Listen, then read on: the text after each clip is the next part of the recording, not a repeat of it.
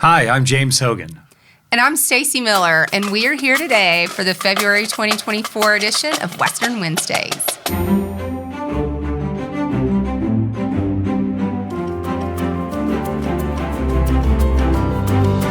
Hey, Stacy, happy February. Happy February. I love WCU month. Here we are. It is I Love WCU month. It is, I like WCU a lot. I love WCU. Yeah, I do too. Do you know that? We have a whole month dedicated to it. A whole month. It's a lot of fun. Absolutely. Lots of student activities, lots of alumni and staff and faculty activities, and connecting with our community. And you know, this is always the month where we put out something on social media where we ask people to tell us like how they met their spouse or their partner at WCU. There are a lot of catamounts who found each other here and have stuck together. Absolutely. No better place than Cullowhee, right? Like, it's really cool to hear about, you know, the people who first met each other, and some of the places now that aren't even here anymore. Like, well, we met at Joyner, or, you know, we met at Dotson Cafeteria. Or dare we say Scott Hall?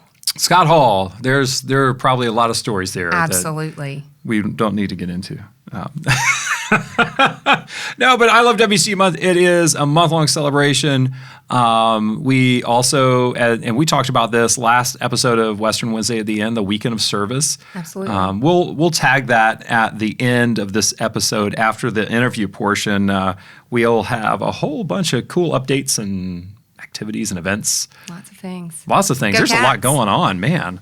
But I am excited to share my interview with Brenda Gorsuch. Absolutely. What a great time that you had getting to talk with her. What an awesome time that we had with her at homecoming, getting to know Brenda and Jeff and the rest of the family. That was awesome. And remind us why she was back at homecoming. To receive her award for the Academic Achievement Award for the Alumni Awards weekend. Yeah, so this is our second Alumni Awards recipient in a row on Western Wednesday. We didn't necessarily intend to do it quite this way, but what better way to start off a new season of Western Wednesdays with two outstanding graduates. Brenda Gorsuch, class of 77 and 80. 1980. Absolutely. And recognized for an incredible career. Absolutely. As a public educator. Yearbook advisor extraordinaire. Yeah. Serving West Hendersonville High School for a long time. A long time. And also, it was funny, we actually talked about this. You hear the word yearbook advisor, and then you hear the word like newspaper teacher or journalism teacher. It was funny. You don't ever really call it the yearbook teacher, but yearbook advisor. Yeah. Brenda said she was a lot like a coach in that role. And she said she didn't really have an athletic bone in her body, but she always thought she would make a good coach because of the kind of work that she did there. It was a lot of fun. Absolutely. Looked like a great time getting to spend that time with her and hearing so much about her awesome time here in Cullowhee. I loved hearing about her transition. Yeah. And I guess the university's transition during her time here of she talked about it being kind of that suitcase college in the beginning, and as she went through the years by her final years here, she was staying on the weekends, and I loved how she said, "Man, what was I missing?" And exactly. So that's it's really awesome, and a lot of us don't think about that. We have so many activities on the weekends now, and kids are here for the long haul. We have some that want to stay over the summer because we have all of the exciting things. But just hearing Brenda talk about that and her transition, or the transition that she felt as a student, and kind of the atmosphere here was so awesome. It is. It's and Western's in so many ways it's a totally different university. There are a lot of things that are the same about WCU now as there were then, but also like just think about it as a profession.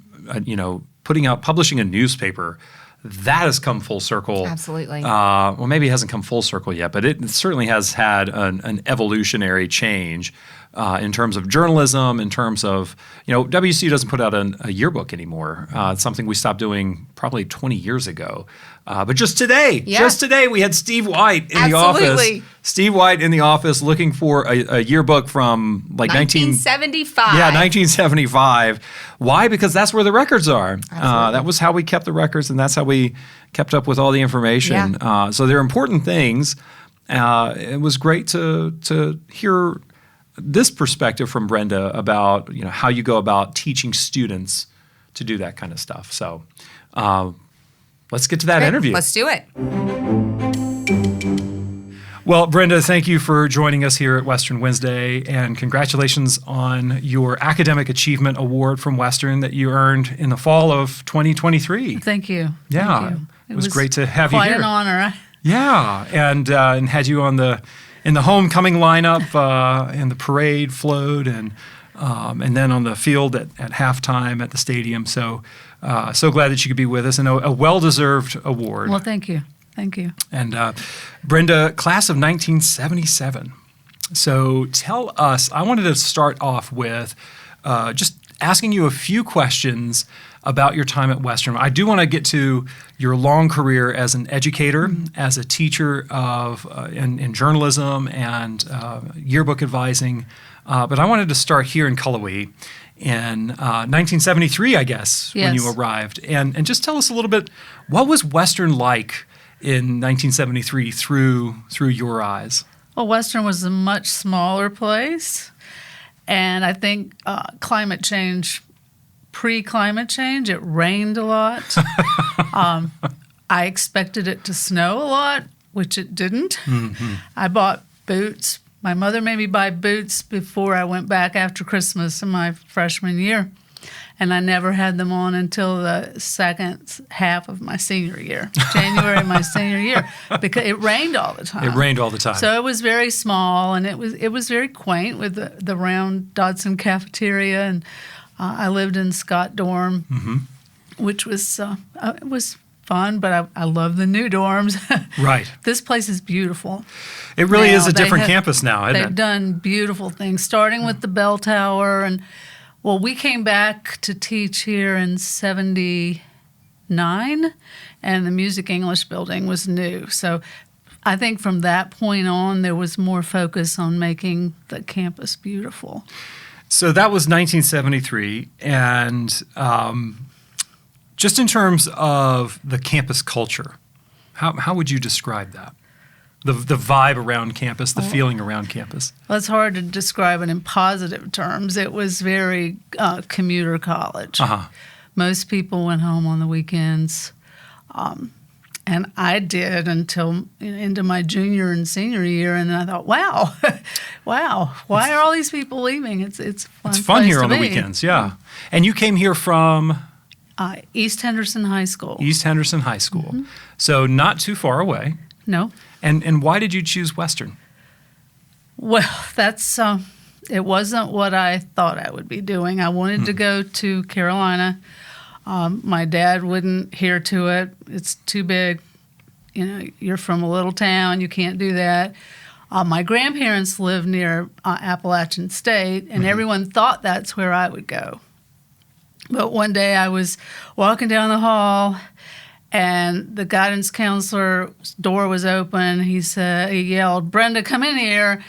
And he was hanging up the phone, and it was a call from Western about a new program they were starting. And I just happened to be at the door at the right time. He hung up, and he said, "You're the person I needed to come find, and you found me." And 2 weeks later, I was enrolled. No kidding. Yeah. And what was that program? It was a new scholarship program, a chancellor's scholarship. So a week later, I was in the office. I think he was the interim chancellor interviewing. No kidding. And then a week after that, I was enrolled. So it must have felt very serendipitous. Yes. And we're all deeply grateful that you did not choose to go to the other mountain university. Me too. That we don't speak of. It was. It feels like the right place at the right time, but you walked up there. He didn't have to come find you. You happened to be at the right place. Yes. When you came here, what classes did you take, and what kind of sparked your interest and led you in the direction you went? Well, I knew I loved writing, and I was pretty sure I wanted to do journalism. So my dad, again, big influence on my life, said, well, you're so good at writing, don't just limit yourself to journalism. Go ahead and do your teaching qualifications as well. The English department in the 70s was phenomenal. I'm sure it is now, but it was extra phenomenal. Yeah. And all of the classes, Joe Meggs and Shakespearean literature and Phil Wade and Chaucer, all that good stuff. It was just a wonderful time. And Joe Meggs was my film professor when I was an English major here, and I have a fond space in my heart for Joe and for Dr. Meggs, and we lost him a few years ago, but he was incredible. And a lot of those professors, that was an interesting time too. A lot of professors were starting in the 70s, and were still there in the 90s when I came through. I guess they were, yeah. right. Yeah. Well, I had Dr. Meggs for a Elizabethan drama excluding Shakespeare. And I thought, oh, well, this is just a joke because there can't be any there wasn't any literature excluding Shakespeare. Wow. There were only 3 of us in the class.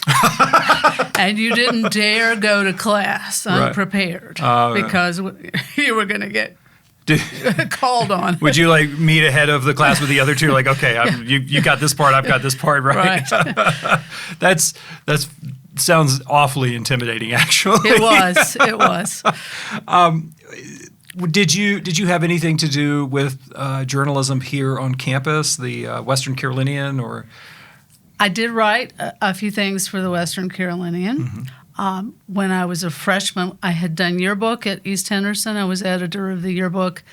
And so we went, my roommate and I went to an organizational meeting, and it didn't seem to me that it was something that was taken as seriously as I wanted to. I had gone to yearbook camps and all this stuff in high school. So I wish now that I had continued with that, but I didn't. And you graduated from Western in 1977 with an English degree, and then you stuck around for a master's. Well, sort of. I went home and spent a year at the Hendersonville, the Times News. As a beat reporter, politics, education, local government. I got a really great experience. So you went straight into that? Yes, I did, because I didn't think at that point I would ever be a teacher. But the summer after we graduated, Jeff and I got married, and he was starting his second year of graduate school in Fayetteville, Arkansas, at the University of Arkansas. So I went back with him and started the first year of my master's. We taught, and I thought, I didn't think I was going to, be a teacher. So then we came back here. Phil Wade invited Jeff back, and then I finished my master's, and he invited me to be a teacher, instructor for freshman and sophomore English. And I just fell in love with it. Yeah. I just thought, okay, so journalism was fun. Yeah. But this is I can do this. That early experience as a journalist, it sounds very much like what a lot of newspapers do. They put you right on the local beat. Yes. And if you need to learn quickly and you're going to learn on the job, the local beat is the best place to do it. Yes. You learn your community, you learn who's who, and what were you taking out of that experience? Even though it was a little short, what were you taking out of that experience into the classroom at the time? Even though you were teaching comp? Well, I think there's a style of writing that I learned as a journalist, which is what we should be teaching now in English. Yeah. In the real world, people don't write research papers. Right. But they have to be able to write succinctly and, more like what we're writing for the internet now. So I think I was able to bring that, don't pull out your thesaurus, I don't want to see any of those words. Right. Yeah, if you can communicate the idea clearly and quickly, that's right for best. your audience, right. I think, is what I guess the big thing that I took out of it. So at some point, you leave the classroom in Cullowhee and you return to Hendersonville and enter a new classroom there. What brought about that change? Well, our teaching appointments here were 3-year appointments. So when I finished, I actually went another year and worked with a special program for disadvantaged students. They got English instruction, reading instruction, and tutoring, which was a really great experience that I enjoyed working more one-on-one with students. The drive from over there became a bit of an issue, so I started applying for teaching jobs, and I had gone to East Henderson, but there was a job open at West Henderson. So I went and interviewed, and at the end of the interview, the principal said, well, I have 2 English openings. Do you want the one with journalism or the one without journalism? And I said, well, I will only take the one with journalism. Did you know that before going in? No, I did not. Oh, my goodness. So that was really, really wonderful. So immediately I was able to put both of my favorite things into work. I was teaching senior English and then working with journalism students. So just very quickly, you went to teach at West Henderson, and you never left. No, I didn't. Not after that. No. Until you retired. And how many years in that classroom? 34. 34 years. And over the course of 34 years at West Henderson, you taught senior English, journalism, so newspaper, yearbook, online. We eventually took the newspaper online, so I was teaching online journalism. So. Yeah, and any guess at how many students went through goodness. In 34 years? Lots of students. Yeah, thousands of students in that time. And one of the things that really stood out to me is not just that you were recognized. So first of all, let's just get right. Let's not bury the lead here. You're a nationally recognized and award-winning journalism and yearbook instructor. Yes. Your career is a standout career. You've been inducted into teaching halls of fame. And so let's not bury that lead. And this is why you were recognized for academic achievement in your award from Western at Homecoming in 2023. So let's just start with how, when you look back at it now, how did that happen? How did that unfold, and what made you good at your job? Again, serendipity. When I was hired and I said I would take the job as the journalism teacher, then the principal said, well, I have these 5 students who have paid to go to journalism camp in 2 weeks in Chapel Hill. Oh, okay. Would you take them? I don't have anyone to take them. And I said, yes. I said, how exciting, get to go to journalism camp and meet 5 of my students. So that really, we hit it off. Jeff reminded me they had a big awards at the end, and the 5 of them thought they were going to win all of this for these awards for their newspaper, and they didn't win anything. Interesting. So I told them on the way back, I said, they had never had me in the classroom. I said, if you will listen to what I try to teach you and follow my lead, a year from now, you'll come back and you'll start winning awards. Because I looked at what was winning awards. I spent my time trying to figure out, what the journalism, high school journalism good high school journalism would look like. And they turned out, one of those 5 is now an entrepreneur working in Saudi Arabia. Wow. And one of them is executive vice president of the Miami Heat. So the serendipity was that I had met 5 incredible young people. Right out of the gate. Right out of the gate, before I ever taught them in a classroom. And this would have been roughly 1980? Yes, 83. So early 80s. Mm-hmm. Those were 5 phenomenal students. What were students in Henderson County like in 1983?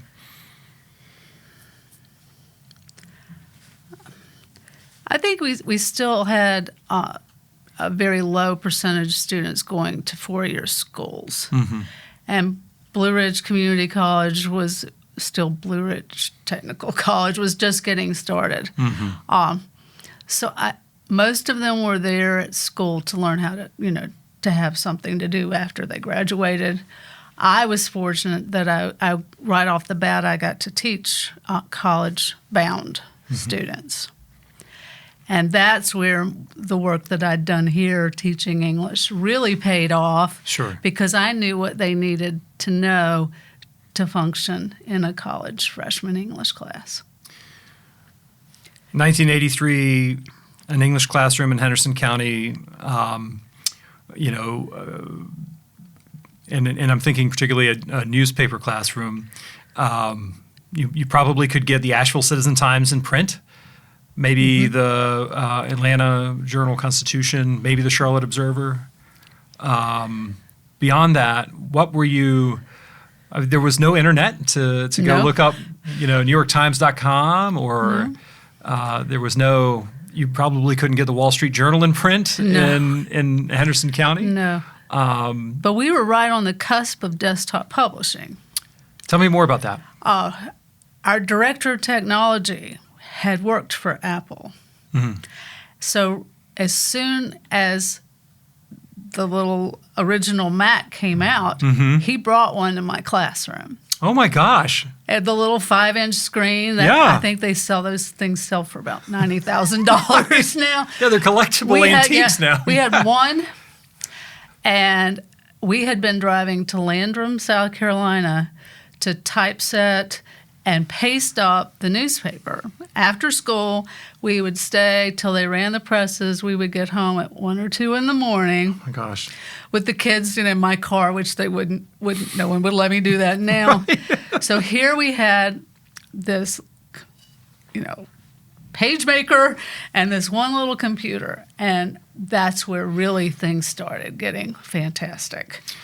Well, that speaks to a question that I've sort of had on my mind, thinking about newspapers specifically, and clearly, that entire industry has had an evolutionary moment. Yes. And maybe evolutionary in the sense an extinction event level moment, and the number of newspapers that close every single week in the United States it can feel really overwhelming. When you started teaching, you were still typesetting. Yes. Literally, typesetting and counting headlines. Right. And you were at the advent of digital layouts and publishing. What was your observation from a high school newspaper level of the changes that were happening? Were you seeing it any differently? Were your students seeing it any differently? Was there ever a moment where you thought newspapers are changing and our students value them differently or see them differently? I think it really gave them a level of creativity to move toward. Mm. If you were to look at the top high school newspapers now, you would see more creativity and more incredible journalism than you would see on any given day. So I think having that much control over the content, the design, everything about their publication was a very important thing.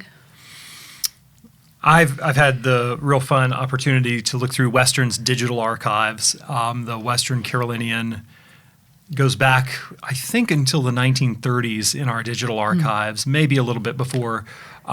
It is a remarkable record. I'm sure. Of life on this. It was the only record, really. I mean, there are other records. There are administrative records and minutes, I'm sure, that are there. But it's one of the what's interesting to me is that you can clearly see the student perspective throughout the Western Carolinian's trajectory there. And in particular in the 50s and 60s and 70s, it's a very professional toned publication. Oh, yes. I think that they treated it in the sense that it was the newspaper of record for Cullowhee, North Carolina, USA. Yes. But you could still see that student perspective. And I wanted to ask you about, when you're looking at a young person in that classroom setting, what do you see through their eyes, or what perspective are they bringing, or were they bringing, and how did that change? High school journalism, for the first time, gives students a voice. Until you get involved in a high school publication, you're told what to think by your parents, you're told what to know by your teachers. But having the ability to create and write and plan what you're going to put in your own publication and write it for an audience of your peers is, I think it's life-changing.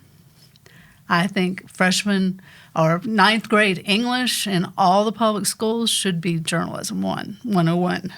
I think it's important to learn that you have the freedom under our American system to think and write what you're thinking and to research topics that interest you.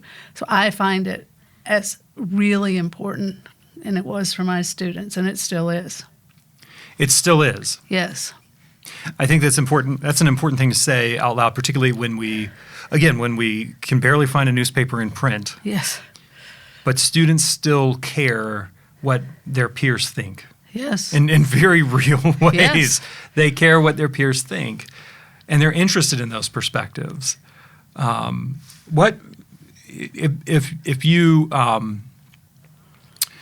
woke up tomorrow and had to go to teach journalism again, and you've had your first cup of coffee, and sitting across from you is a young person who says, Mrs. Gorsuch, I think I want a career in journalism.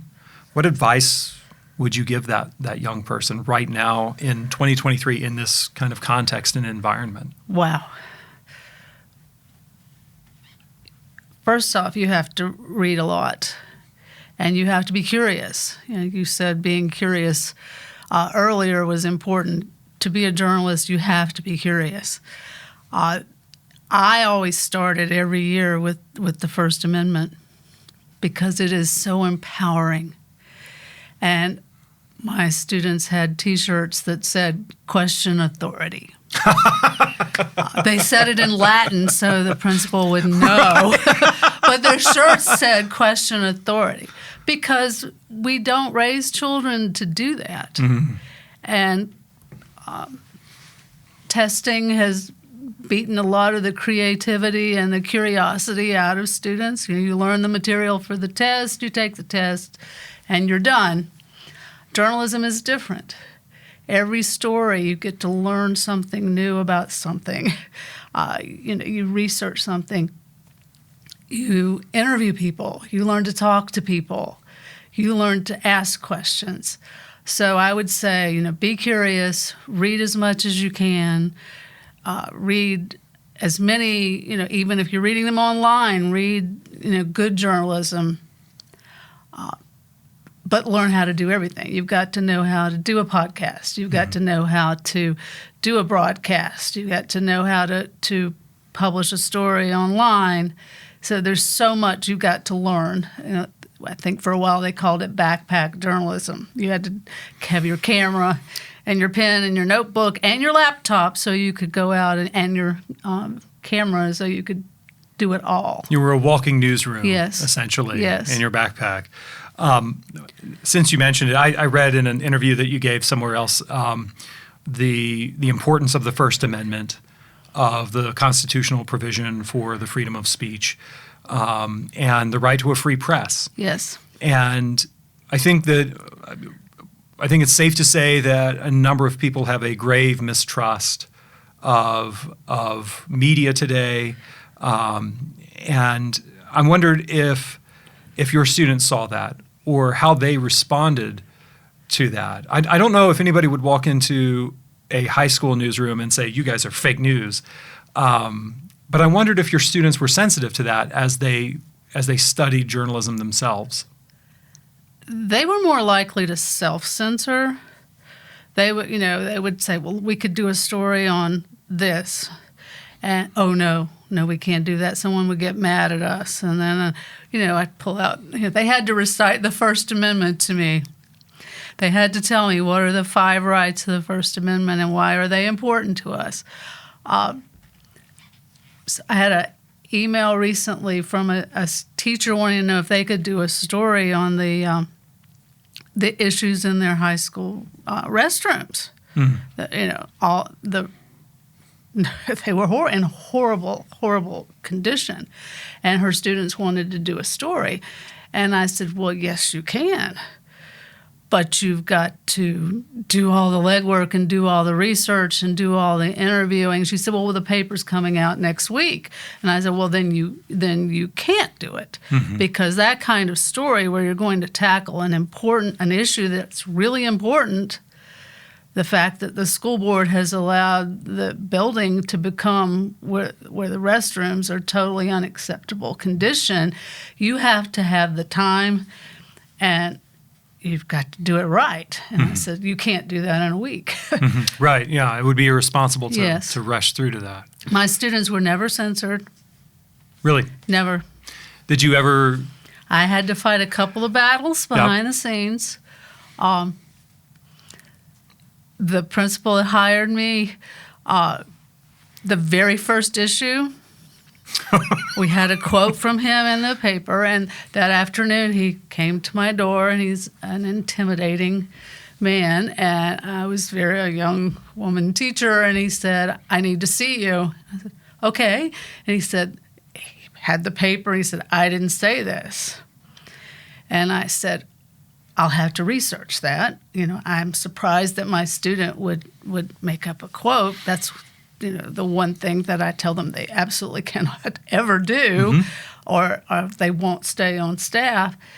And I went back to the student. My students recorded all of their interviews, had on the old tape recorders, pulled it out, found the quote, took it and played it for him. And I worked for him for 10 years. And he never once questioned, because he believed that I was helping students do it right. That must have taken an extraordinary amount of courage. Well, and it was at that age. It wouldn't take courage for me now. Sure. And an assistant superintendent went over his head to censor our newspaper. And so when I went to him and told him the assistant superintendent had called me, he called the assistant superintendent and said, "My students do journalism right. They can print whatever they need to print." So I made a believer out of him. You did, yeah. And I think that it's important to note, I think that a lot of people pick up a newspaper or they go online and they read something and they think, "Oh, well, somebody just pieced that together on the fly." I think good investigative journalism, it's frequently lost on the reader, or it's sometimes lost on the casual reader, the amount of time that goes into that, into reason. I mean, some of these stories take years to unfold. Yes. And the editorship that goes into making sure that they're tight, making sure that they're accurate, and the conversations that do happen behind other people's office doors, with publishers, with advertisers. I think that we take for granted sometimes what we see on the screen or in print, but there's an entire story behind how that story got there. Absolutely, and I think a lot of the books about the recent books by journalists where they detail the research that they went through before they broke a story. It is evidence of that. That one thing I would ask people is, people don't seem to know the difference between a story, and maybe because we don't have daily papers with opinion pages, they don't know the difference between a piece of journalism and an opinion piece. And they've forgotten the whole First Amendment freedom of speech, that yes, you have the right to say it, but I have the right to not like that you said it. So I think that part of the First Amendment, we need to have a major civics course for our whole nation. What would you say to a young person, maybe sitting over in Culture, Music, and English building right now, preparing to be a high school English teacher or journalism teacher? What advice or wisdom would you share with that person? I've thought a lot about this. I follow a lot of teacher groups online on Facebook, just sort of lurking to see. But teachers are, beat up. They're demoralized.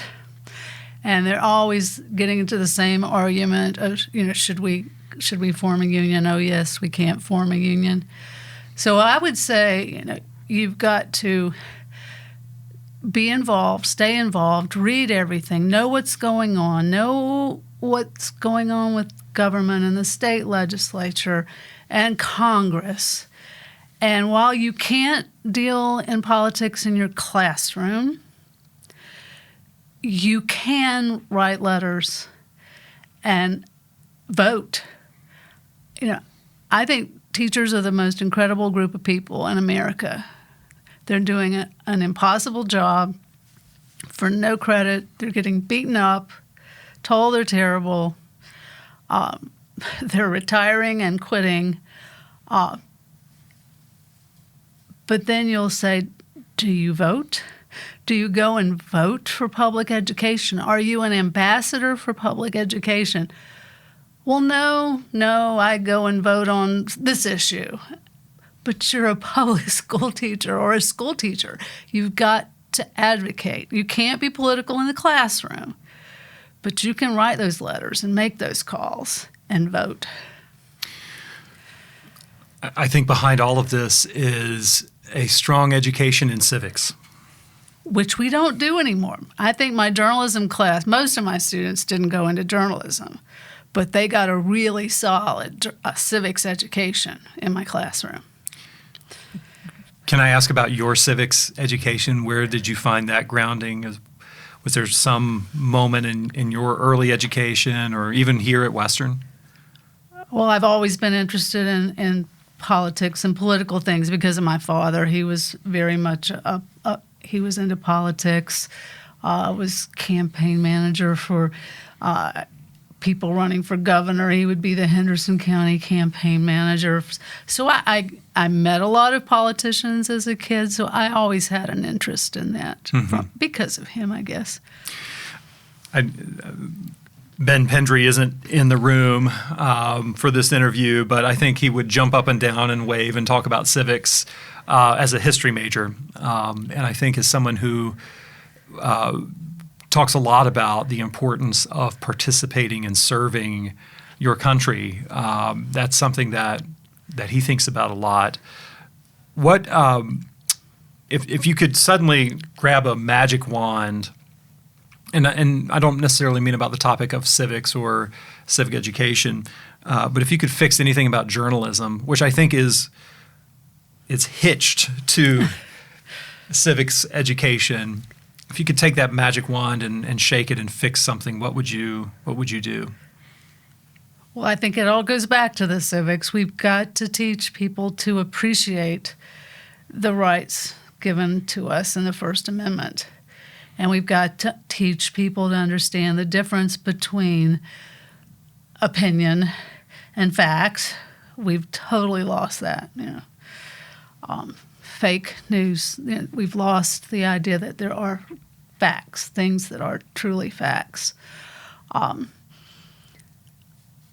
We've lost teaching creative thinking. So I guess that would be my my biggest one, I'd want to return creative thinking instruction to the classroom. We've tried, you have to teach what's in the book and only what's in the book, and you can't teach real history. Now, that's frightening to me, that anything that's bad in history, you can't teach that. I mean, we studied the First Amendment cases that impacted the high school press every semester. And I had students for 4 years. I recruited journalism students from the middle school, and most of them stayed with me for 4 years, which was why I stayed in a classroom. I didn't just know a student for a semester of English. I saw them grow up from that freshman to this senior going off on some big scholarship to college. We've lost creative thinking. This fear that teachers are indoctrinating people. I heard a man on a talk show last night, or a news show, talking about how he didn't think teachers were teaching what they were supposed to be teaching. They were teaching their beliefs. And I can assure him that's not what's going on. I've brought, for anyone watching on YouTube, I've brought the Catamount 1977 edition. The WCU used to publish a yearbook. We don't do it anymore. We stopped probably 20 years ago. You think 20 years? Yeah, we published into the 2000s, I think. You're in this. Yes. And it's a lovely time capsule of sorts. And I wanted to ask you how you treated yearbook advising. First of all, the phrase is yearbook advising often. You hear, this is the yearbook advisor, rather than the yearbook teacher. Yes. You don't teach yearbook in the sense that you teach journalism in terms of just the common, what you hear around a high school hallway, or what a student may say out loud. How do you approach, or how did you approach putting together a yearbook, and was it different from a newspaper? Were you able to be more creative or less formal, I guess? I guess because I came out of journalism, I was determined that when I took over the yearbook that it would be a piece of journalism. So I approached the yearbook as being the only history book written of a particular school year, the only one that would ever be written, so that we had to cover everything that was going on, the people that were involved, and we had to do it in a journalistic way. So my journalism skills of teaching, interviewing, and then, of course, photography and design all went into that. So I like the word advise. I was an advisor, not a teacher. Probably more accurately, I was a coach. I don't have an athletic bone in my body, but I could have been a great coach because that's what I was doing. I was advising them. Yes, you can do this, but here are the things that will happen. Yes, you can do this, but if you do, here are the people you have to interview and talk to. So I was advising and coaching. I taught skills, but coaches teach skills. So I guess that's why I like the word coach. Sure. I mean, some people look at a yearbook as a puff piece. Oh, not ours. Not yours. Not ours. But it's so true. It's the history record of a year. And actually, let me ask you this question. Not a lot of schools still put these out. Or universities particularly. Universities. High schools do. Almost every high school in America still has a yearbook.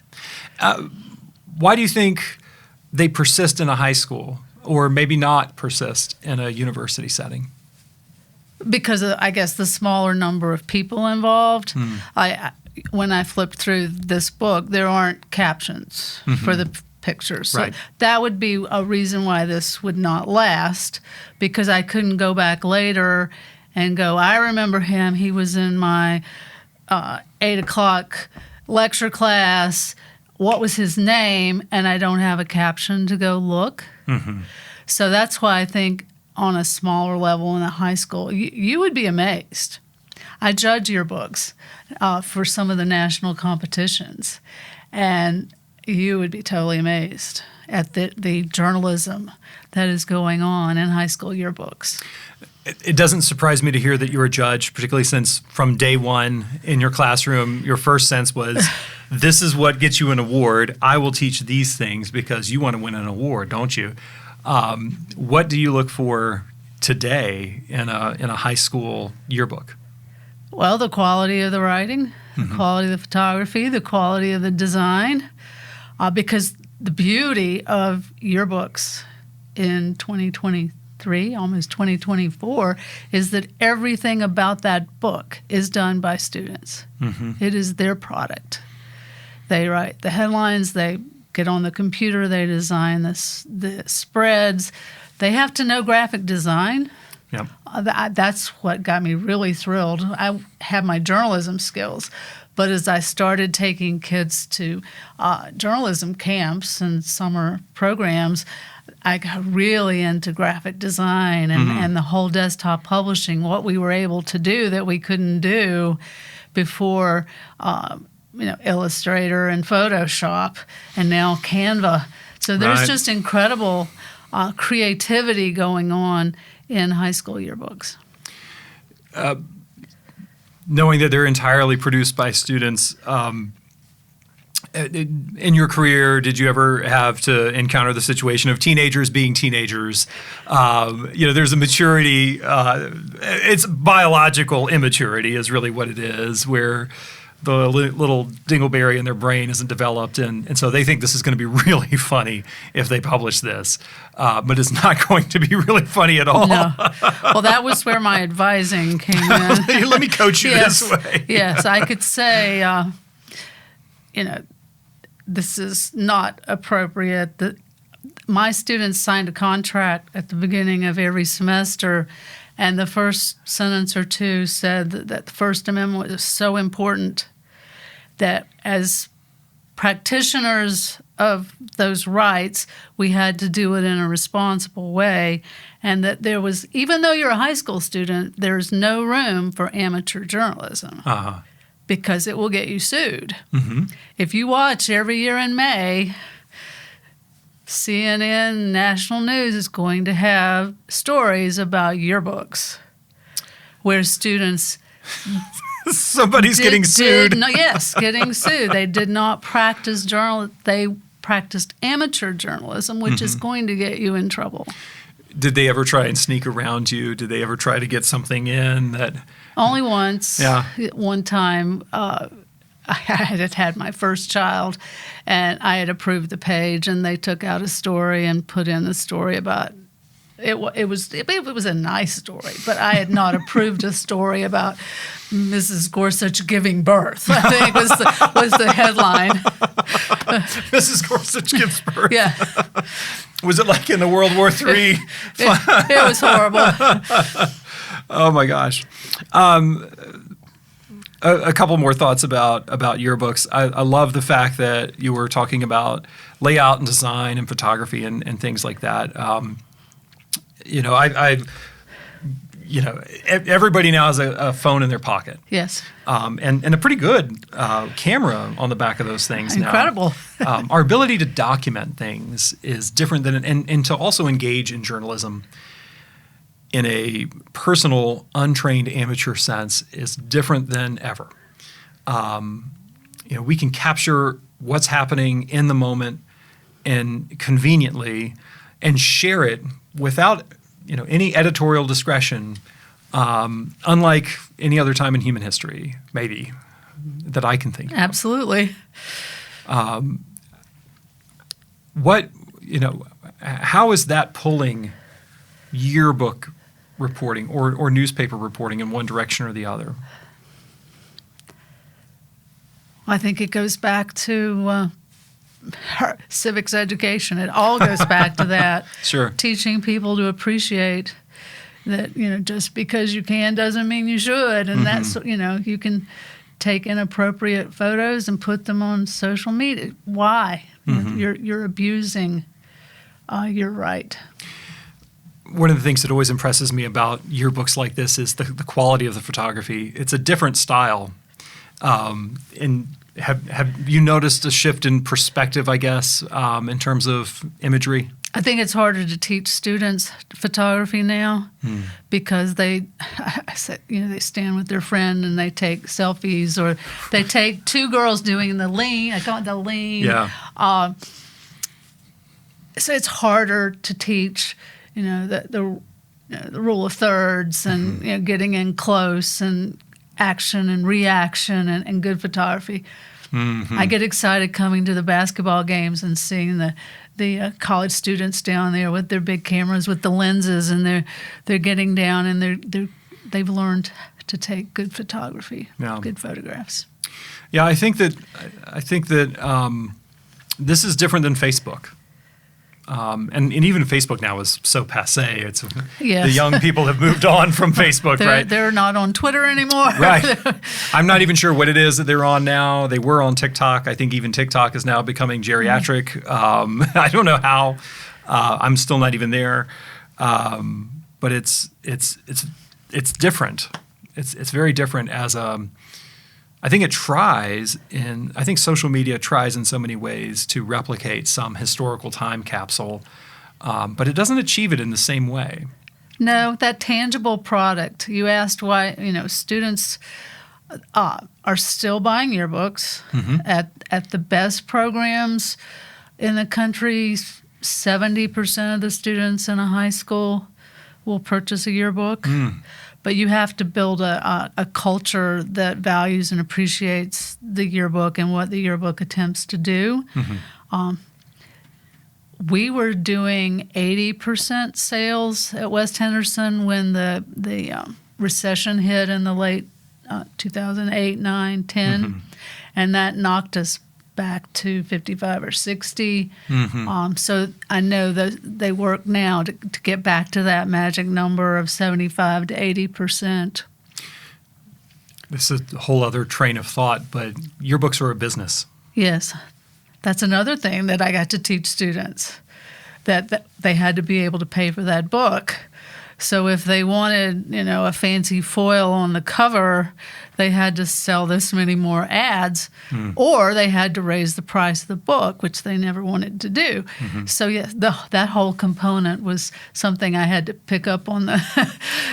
So just out of curiosity, what does a standard? I keep tapping this one. It's it's not a 2023 product. Well, they got this for their student fees. Oh yeah, everybody. Okay, sure. Yeah, I think when we were here, it was part of your student fees. Yeah. They probably, when the fees started going up so much, is probably one of the reasons they stopped publishing. Yearbooks are running $80 to $100. $80 to $100. Yeah, and in Western North Carolina, they're probably more. Yeah. In bigger places. And that's the market price. Yes. How much does it roughly cost to produce one of those things? I mean, are you selling them at cost or no, programs? we sold at West Henderson. We sold it below cost. Oh, no kidding! Because we were selling $25,000 in ads. Oh my goodness! So to reduce the cost, to keep it down where students could buy it. So even $100 book might actually cost you $125 or $130 to print. Because it's a small run. If you're only running 1,000 copies of a 4-color book, you're paying a lot of money. It's a lot of money. Yeah. Well, it's still remarkable, though. Again, in a very digital world, a very cell phone, mobile phone driven world, that there are people there every year publishing and printing books and buying books and cherishing books. I think there's a very emotional attachment to a yearbook, especially. I would get calls from people, my basement flooded. I lost my yearbooks. Do you have copies of the 1968 West Wind? No, I don't have copies of that. So people still value them. They do, and they hold on to them. It's one of the things that we hear about in the alumni office here at Western very frequently. It's either I'm looking for a copy of the yearbook where my uncle or my grandmother or someone was here, or my relative has passed away, and we're going through their possessions, and we found a 19-something or other yearbook. Would the university want that? And occasionally we've accepted them. A lot of times they come to us and they'll have notes and autographs, and it's it's less usable, and they're all digitally archived. I don't know if people know that. All of our yearbooks are available online. You can search through them. No, I didn't know that. The Hunter Library has them all online. It's a really cool way of being able to quickly access a whole bunch of history about Western Carolina. But that's neat. It's a good record to keep. But it's still not the same as holding it. This is a heavy book. Yes. And there are a lot of lives that even if it was just a headshot, a student portrait captured in front of a backdrop, there are a lot of lives in here. I mentor yearbook advisors in Western North Carolina. So I'm in a lot of classrooms, and students still value the experience of getting to work. There aren't as many high school newspapers around. As we needed English teachers to teach English, so the classes didn't get up over 40. A lot of schools chose to do away with their newspaper, which is very unfortunate because it's the voice of the students. But there's yearbooks out there, and the students still very much value the opportunity and privilege they have to do that history of their students. I'm glad to hear that you're still advising, it sounds like. Oh, I still love that. I still love doing that. I still teach some workshops in the summer. Yeah, and you're judging. And I judge. And you judge. I'm grateful to hear that, and it sounds also that even if you're not jumping in, you're still on the sidelines, keeping your finger on the pulse of what's happening in classrooms on a day-to-day basis. I have one more question for you. If you could write the headline of your career, what would that be? Oh. Journalism teacher lives luckiest life ever. I mean, I got to do what I really love to do. And I still have contact, thanks to Facebook. I still have contact with my very first editor and kids that I taught, and I still communicate with them. So they have richly blessed my life. And you happen to be at the right place? Yes, and Western richly blessed my life at the right time as well. What a great story. Brenda, thank you for sharing all of this. Enjoyed having you here. Thank you so much. Yeah. It was fun. Thanks. Wow, James, what an awesome conversation, with Brenda, and hearing about so many stories of, and impactful stories of her time, doing yearbook and coaching and educating these students. She was remarkable, and, I really appreciated so much just her commitment to protecting the student perspective and the student voice, the importance of empowering young people, and doing that in the whole grounding of the civics education that Absolutely. she talked about. That's really important stuff, and made me very grateful that we had her as a catamount out there in the classroom representing, and she's still advising. She talked about that at the very end. She's still working with teachers and getting into to talk to teachers now and coach them up. So I'm very grateful for that. Yeah, that's such great work, right? And such important work. Mentoring students and that creative writing piece that may or may not be there these days, and her still putting that little piece in there and working with those creatively, students. Yeah, I think it's absolutely. great. Do you still have your high school yearbooks? Just curious. I absolutely still have my high school yearbooks. I do too. Notes and all. Did you have a senior superlative or some I did not. Goofy picture of yourself or No, really? I did not. Oh, they were there. Yeah. I realized the other day that I keep all those things on a bookshelf in my house, and my children could probably find. I don't know if that's a good idea or not. That's probably not. I'm going to go with no. Yeah, probably not. No, but like I love that. If you went to school and you got a yearbook, you kept it, right? Those things, you don't throw those things away. You hold on to them. I don't throw them away. It's fun. Well, Stacey, alumni engagement staying pretty busy. Very busy. Lots coming up. We talked earlier about I Love WCU month. Yeah, here in February. One of my favorite pieces of I Love WCU month from the alumni perspective is our weekend of service. Big opportunity to get involved and volunteer. There are a lot of different ways for folks to volunteer. Yeah, we've got volunteer activities, coordinated projects, Yep.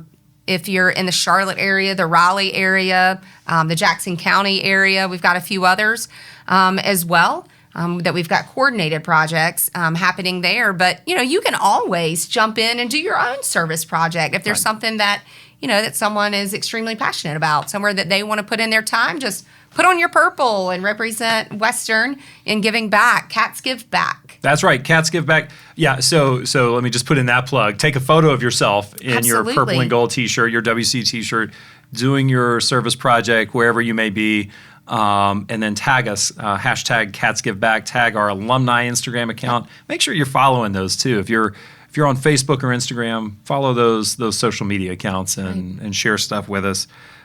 Depending on when this episode drops, I think it'll drop right before, but I know not everybody listens to it the minute it comes out. But we had a great time, or are about to have a great time in Florida with Lisa and David Hill. That's right. And Matt Stillwell joining us this year. Oh my gosh. Sunset concert Class out on of the 98. farm. Southern Hill Farms, an event we've been doing for several years in the Florida area. I know you're scheduled to be there, and it's going to be a great time. Yeah, Chancellor and Dennis Brown will be there with us as well. Always a good time. Shifted that event just a little bit this year. Normally it's a morning berry picking event, and this year we're doing an afternoon berry picking event with a sunset concert out on the farm, again with Matt Stillwell. So looking forward to that family-friendly event. I'm going to have a great time down with our Central Florida Catamounts. I'm jealous. It's probably going to be warmer than it's going to be here in Colby. We're going to hope for it. Oh, my gosh. Be outside, get some vitamin D. Absolutely. Hang out with the Catamounts. Florida feels like it's a long way away. We have a lot of WCU grads in Florida. Lots. A lot of people down there. Yeah, there's Central Florida, is a hot place for some of our graduates to end up. So we're excited to be able to see them and spend some time with them. But please, definitely want to encourage everyone watching and listening to go alumni.wcu.edu. Get involved is your next click. And find events and activities there. And again, make sure you're following us on those social media channels on Instagram. We're on the X. Whatever that is, Twitter, X, I don't know what to call it anymore. The Elon Musk thing. You can find us there. You can find us also, of course, on Facebook. And we have a lot of Facebook groups too. There's Area some of them Facebook are regional, some of them are, I was in Pride of the Mountains. Right, yeah. There's a lot of different ways to find your catamounts, whatever shade of purple they may be. April soccer reunion. Reunion, April 5th and 6th. Yeah. And coming up early. The old timers, as we like to say, but now, my goodness, there are some old timers, but there's a whole crop of women's soccer player alumni who are coming back as well. That's always exciting. Right. It's always a fun weekend, a good weekend to have that mix. You have alumni from 23 back to the 70s. It's and before. It's awesome. A great weekend to see those men's soccer alum with the women's soccer alum coming together and just to have a weekend, celebrate Western soccer together. All of the stories that get told. Ed Young and his infamous goalie saves. During the dinner banquet, good time. And there'll be a lot of energy too, obviously coming off this past season with the Southern Conference Championship for the team. So I'm still excited about that. That was a great season. And then later in April, the 19th through the 21st, African American Alumni Society reunion. Yes, we've got a weekend packed full of activities, working with, several alumni leaders, scheduling things and, planning things.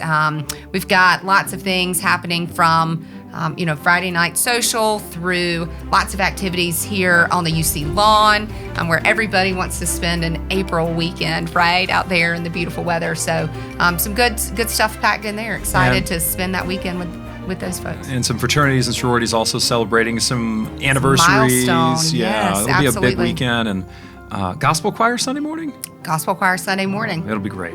It'll be great. A lot to look forward to. Those are events that you have to sign up for. You have to register for. That's right. Again, alumni.wcu.edu. Get involved. Awesome. Stacey, thanks for joining me and sitting down and helping me with this episode with Brenda Gorsuch. And absolutely. It's an exciting time to be a Catamount, and appreciate you guys listening to us. And as always, go Cats.